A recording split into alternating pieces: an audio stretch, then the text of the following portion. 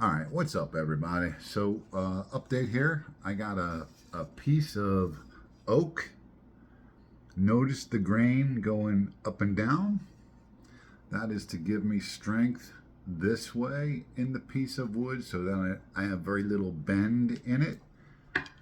When I glue this piece into the neck, it'll make the neck into a laminated neck and it'll take all that flexibility out of it. When I took the fretboard off of this guitar, uh, the neck is really thin and it's pretty weak up here at the headstock, so it kind of falls away from that straight line that it's supposed to have. And I wanted to pull that headstock back up. So right now, I'll give you an exaggeration. Right now the neck is doing this. It falls away from straight. So I gotta pull it back up right here. You can actually see it. You can see that little bit of movement.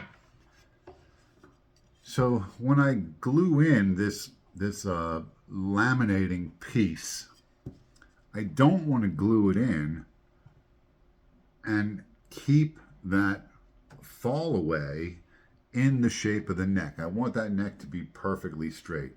And then this will hold it in that position. To do that, I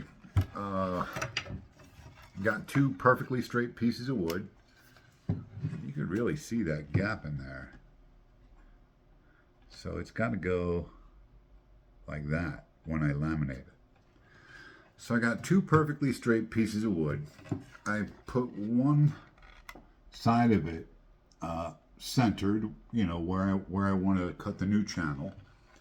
And then the other side just runs long. Now what I'll do with this side here is I'll get a screw and I will run that screw through that hole right there, and that'll suck the headstock up. It'll pull it up and it'll close that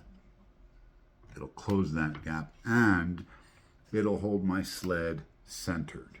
Now when I pull this up, I'll tilt you down. When I pull this side up right here,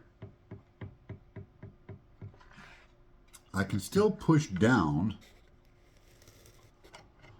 right here. And I can get a little bit of a gap right in here.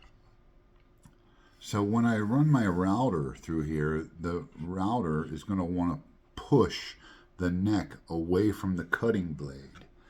So what I'll do is I'll put the screw in over here into the headstock, and then I'll put a clamp like right here, and then I will router up to the clamp, and then I'll take another clamp and put it here, and then I'll take this clamp off, and then I will router out all the way through the headstock and glue in my reinforcement piece of oak.